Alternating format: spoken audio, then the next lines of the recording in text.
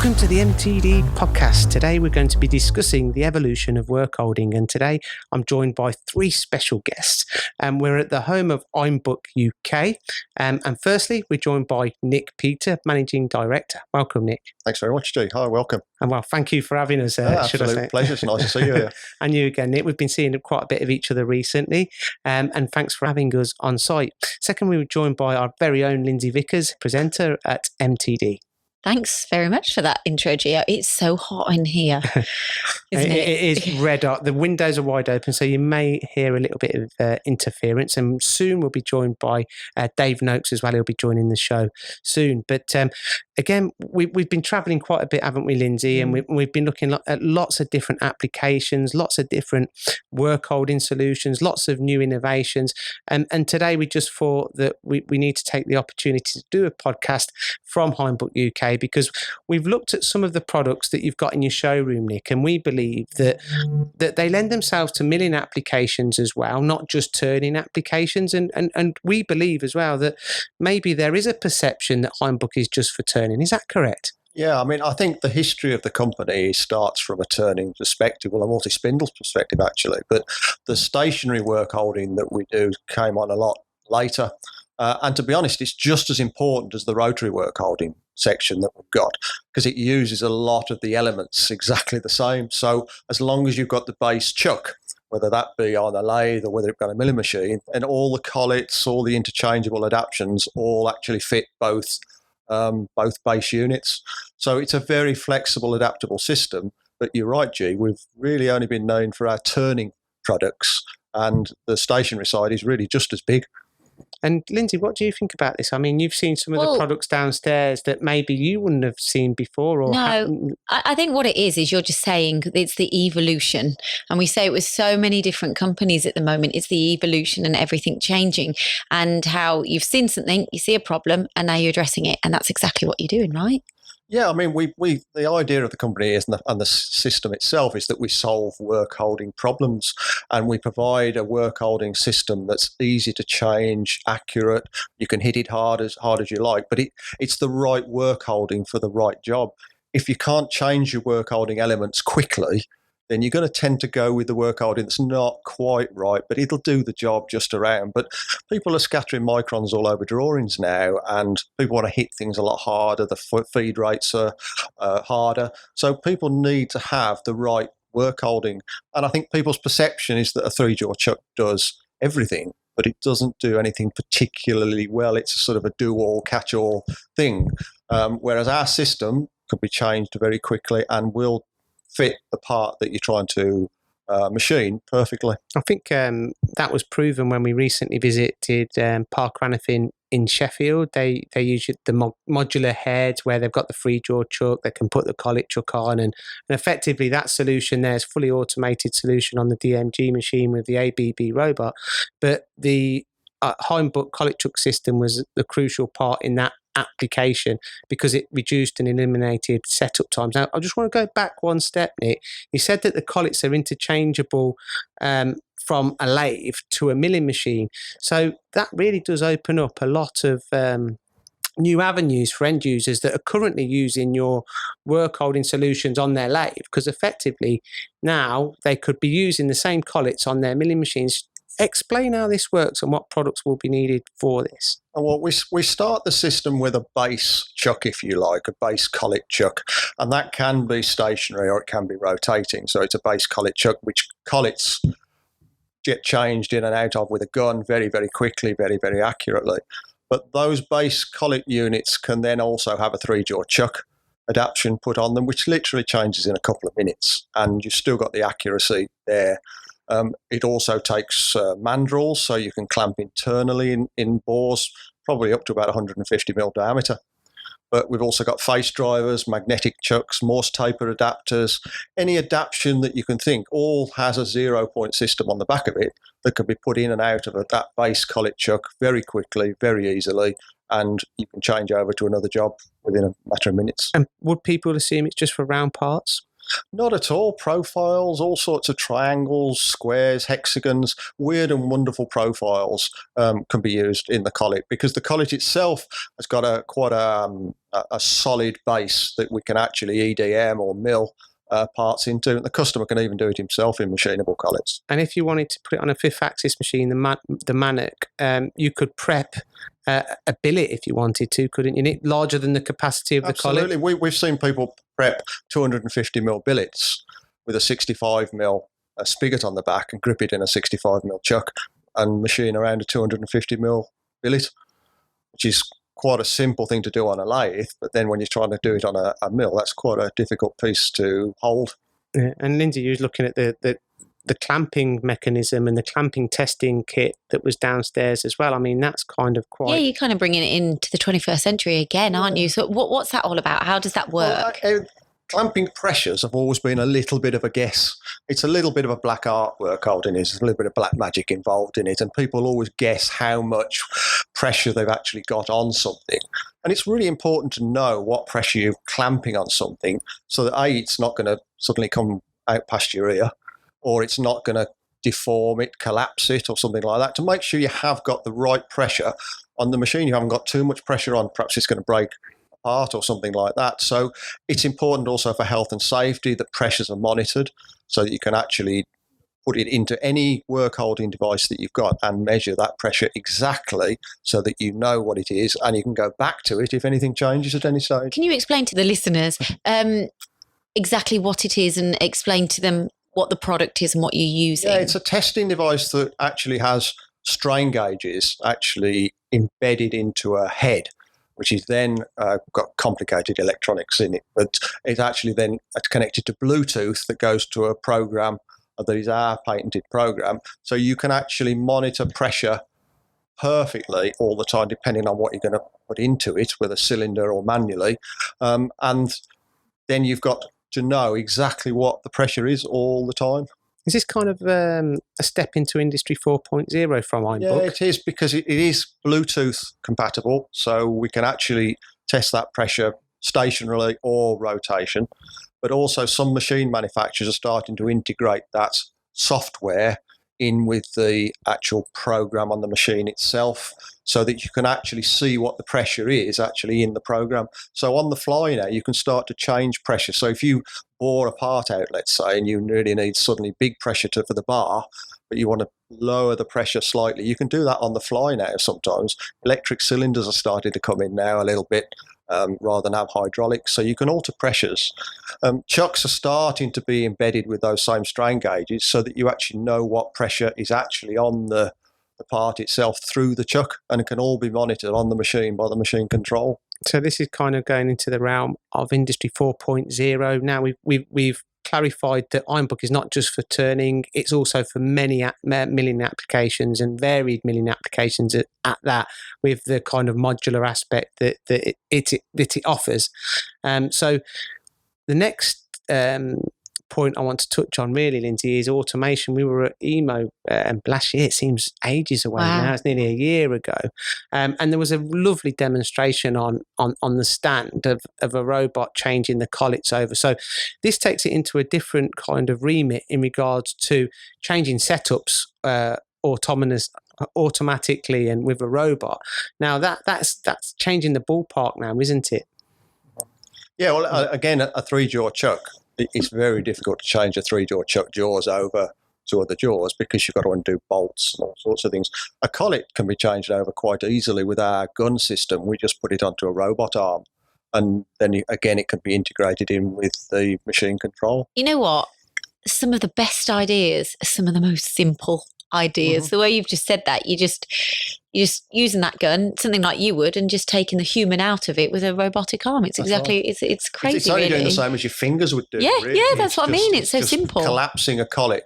But all we're doing is putting that gun, if you like, onto an end of a robot arm and just making it pneumatically controlled. We've already got a pneumatically controlled gun. We just take the handle off it, bolted onto a robot. It's as simple as I mean, that. it works perfectly, doesn't it? And I think what Lyndsey says is absolutely spot on. I think that the best designs are the most simple designs without a shadow of a doubt. A lot of products are so over-engineered and they don't even work properly at the end of the day. The products that Heimbuch offer are definitely very user-friendly, and it speaks for itself in regards to the kind of people that are using them. Now, Nick, during this period, we seem to be coming out of the end of this crisis. We hope. Hopefully. We hope, Gio. We seem to be on the road a lot more now, don't we, Lyndsey? Oh, gosh, yes. I think it's changed. Definitely, it's changed. It's the new normal. Yes. How have you found it, Nick? Yeah, I think we've been going since day one on this, really. We actually haven't stopped. We haven't had a day off or anything like that particularly. It's just the fact we had to change how we work. So we realised we've got to have somebody in the office to accept deliveries, things like that. But most other people now with technology, again, to be honest, have been working from home. So everybody, it's almost the only difference is you can't have a chit-chat with people. You have to contact them on the phone. But as far as the company's concerned, it works perfectly. We can all work from home. In fact, some people have already decided probably that's where they want to work, and that's fine. Some people's jobs can be done from home. Yes. So why not? As long as you trust those people, they can work from home, no problem at all. Yeah. Just to add to something, jumping across from a different subject, but we were talking earlier on because, of course, we've been filming some videos today, and the guys were both telling us about something that amazes customers and with clamping forces in Greece. And so we've got to go into this because I found it so interesting. So I want everybody who's listening to know as well. Yep. So hopefully maybe we'll do a Swarf and Chips on it to show people this proof that you explain. Yeah, I mean, it's a simple premise in some respects that you should grease things in engineering or oil things in engineering. Nothing works metal to metal unless you give it some sort of an advantage to slide over something else. And collets are no different from that. But we've known for some time, and it's something we really need to get out there now, that if you grease up a surface, and so especially collets, this is very prevalent too, grease something as opposed to not greasing it, you get about 30 to 50% extra clamping pressure out of that clamping device. And most people, when you tell them that, say, yeah, it can't possibly be that much. We know if you greased it, it'd be a bit better, maybe 5% or something. But actually, that's not true. Now, with our grip tester, we can actually see that the gripping pressure increase is between 30 and 50%. So jaws drop as soon as you say that. So when you explained it to me, I said I couldn't believe it when you say about the centrifugal forces and stuff. So can you explain a situation to me of how not greasing is going to fail someone and how that can, if they do grease it, what they can do and transform it? I mean, not greasing a chuck just means that you get less clamping pressure. So then, of course, you can't hit the bar or part as hard as you would like to hit it because it moves. Yeah. Because you're not clamping it so hard. And what tends to happen is people turn up clamping pressures then to make sure that the part doesn't move and keep doing it in the end. And then something gives in the end, and it's usually the draw tube adapter or something like that breaks and whatever. So it's important to grease it because then you'll do a better job. It holds the part more firmly, more accurately, and over a longer period of time better. You can use U-drills and things like that with better accuracy. It's like servicing a car. You just need to service it and stay on top of it for it to work at its best potential. Well, we have had customers say we didn't know you had to grease the chuck. Yeah. But then I guess that's the old man thing again. I'm not reading the manual before you actually use it. Yeah, who reads manuals, eh? Well, we were at Fluid Experts last week talking about coolant, and again, people don't top up their coolant, and the savings from doing so are just astronomical. And that kind of brings me on to another point. Workholding, I think, fits into that kind of category to a certain degree in regards to overlooked processes, or people don't realise the return in investments that they can get from acquiring the correct workholding. It's adding value to your machine tool, your process, and effectively reducing the cost per part. But too often it is really overlooked, Nick. Have you seen this on your travels?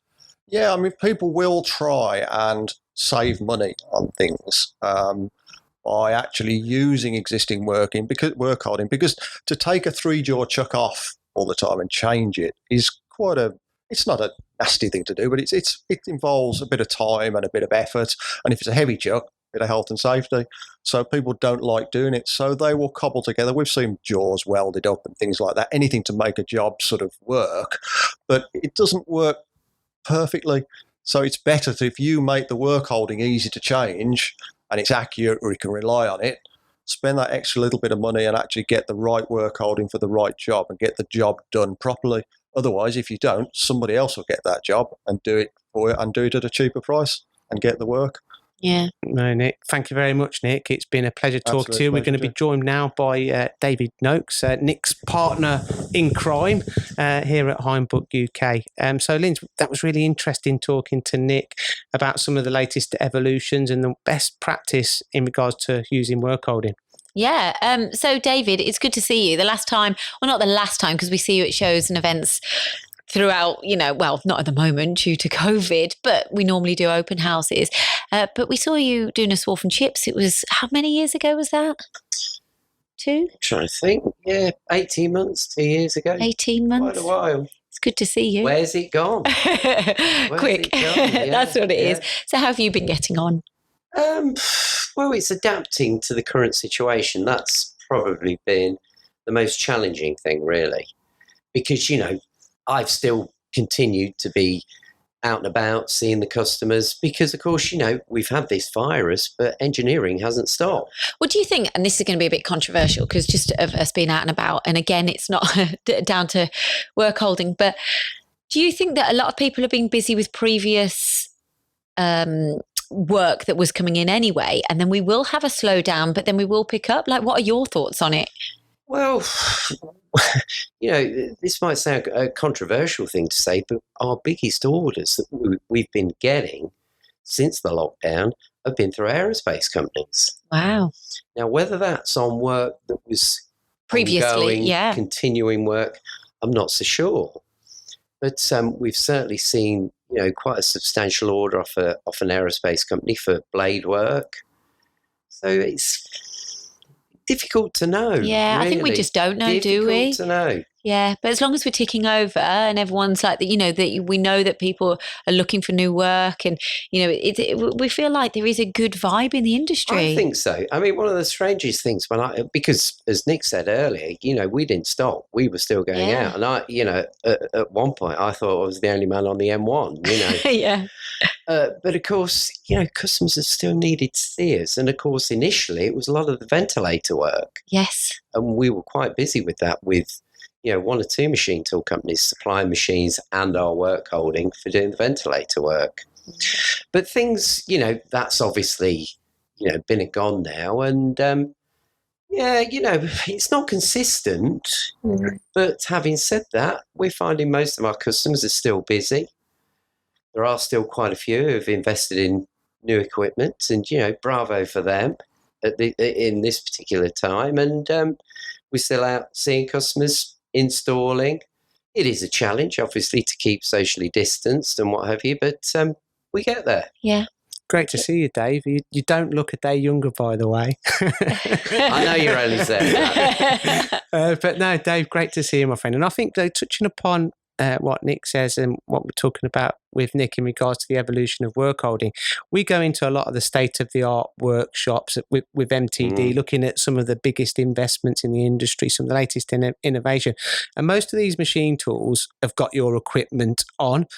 You work closely with the OEMs in supplying the OEM with the equipment, and you also sell directly to the end users as well. But I suppose the point I'm trying to make is that what we've seen is the companies that have invested in the latest technologies to become more competitive are the ones that seem to be getting through this crisis. Would you agree, or is that something that we've probably... Sorry to interject, and please answer his question, but also what I'm picking up from yourselves and have done today is the fact that you know this industry. You're not just providing a product, but it's everything around it, and that's what I've got a feel from today. I think you're right there, Lyndsey. And, we've got a wide customer base, making all sorts of different components for different sort of industries. So we're not particularly tied to one industry. We're covering a lot of different bases, really. And, I always say to my friends when they ask, every day's a school day for me. It's like going on a school trip. Yeah. Some of the places we go to. And, I do feel privileged to be able to do that. And, one of the nicest things, we've recently taken on a new apprentice, Jacob, and it's just seeing his face when you go into some places. It blows his mind when, I forget my 18-year-old self, but, him, because he's so keen and what have you, it really gets your enthusiasm going again. Mm. And, it's been a privilege to do, really. Yeah. To be honest. Are you enjoying working with Jacob? Yeah, he's a good bloke. And he's enthusiastic. He's willing to learn. And, he has surprised me a couple of times. I've said to him, because when we install these things, we often have to do a little bit of on-site training, because everybody goes to bed and forgets it the next day and what have you. And I've sort of said, I've sort of preempt him a little bit, but I've said, look, you do it. And he's picked up the baton and ran with it. Are you a good teacher, Dave? Me, Jacob, you know by me. I was going to say, ask Jacob. Better ask Jacob. But no, he's been a good lad, and so far so good. And let's hope he keeps up his enthusiasm, because it enthuses us as well. As old farts as such. So getting back. Can we say that? Getting back onto you the say whatever you want, David. Careful, no swearing. Getting back onto the work holding, Dave. Again, we go into a lot of shops. And predominantly on lathes, we see Heimbuch collet chucks, and they're very modular, whether you want to put an expanding mandrel on there or a free jaw chuck. So they're modular and versatile. And again, I'm gonna state the point. A lot of the companies that we've been to, Lyndsey, are using Hainbuch, and they can't praise it enough because it's saving them setup times, it's saving them time in so many different ways, changeover times, quality of part. There's so many different savings that they get from that. So effectively, it's reducing cost per part. Now, give us some examples, Dave, of if they weren't using your system, how much further down the road would they be? How less competitive would they be? Well, massively so for a lot of customers. I mean, we've got a particular medical customer in Sheffield, and they have embraced not only the rotating, but the stationary stuff as well. For milling machines? Indeed, yeah. And, it's the interchangeability, not just of the components, but of the collets and what have you that they've embraced. And, you look at most of the turning machines and most of the milling machines, and they've all got our stuff on it. But what I can't understand, sorry to interrupt, Dave, I really can't understand it. For me, if I was an Heimbuch user and I was using Heimbuch on my lathes, I would just automatically and naturally be using it on my milling machines as well. It's just a no-brainer for me.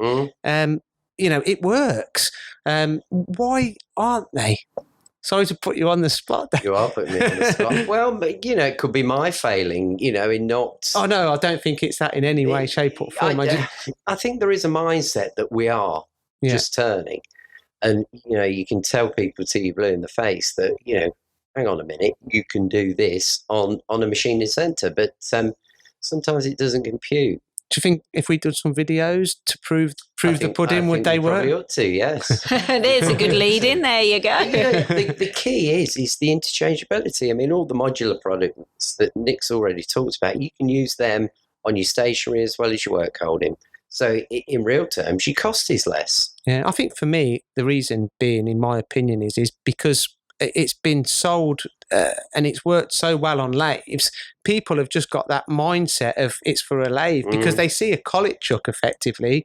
They don't think out of the box, and they think they've got, a perception, right? A vice is for milling, a chuck is for turning. And they can't have that foresight to maybe think out of the box like we discussed today. But that's the same with everything, Gio. Every single video that we do is any company that is trying to promote something. It's all about education. That's all it is, because, everyone is continuously, we talk about the evolution, but you as a company are specializing in what you do, so you're ever evolving, and it's just educating people that you have got something new or a different area that you are still specialist in. And I think that's the whole thing. It's just educating people on something new, something different, and opening their eyes to a different area. I think we need to do a technical corner on this then, Dave, because I think it's just such a fantastic solution for some fifth axis applications, free axis applications. It really does work perfectly.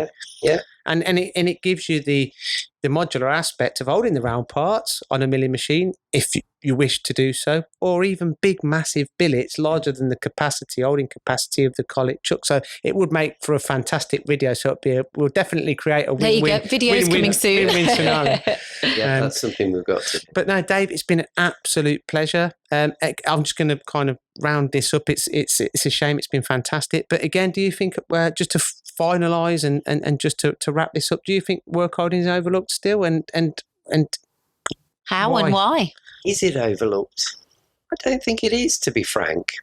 I think, buyers now, people buying a machine tool, they're quite well educated. They know what they're looking for. It's a bit like us when we're buying, a white goods or something. We almost know what we're going to have. The information is out there. It is. Yeah. It is. And, we're very well known out in the marketplace. But, like you say, predominantly for turning. But, no, I think people are pretty clued up these days in what they want. And they know the Heimbuch is, apart from it's predictable, it's accurate, it's, a premium quality product. They also do see the interchangeability part of it as well. They're going from a chuck to a collet, internal, external clamping, it's...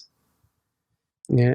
Well, we've got some fantastic visits lined up soon at some big end user companies across the country with Hainbuch UK. So really looking forward to them, Lyndsey. And I think that they will be an education and will definitely kind of illustrate to other people the different ways in which Hainbuch can be used. It's been an absolute pleasure today. Lyndsey, any last thoughts? No, I just need some air conditioning unit because it is so hot at the moment, isn't it? So everyone can, when anyone listens to this, they'll know the period of time because it was just that week of heat and thunderstorms when this podcast was filmed or recorded. It's been tough. It's been tough. We need a drink. But thanks for listening to the podcast. If you've got any reviews, comments, please get in touch and let us know. But until next week, the MTD Podcast.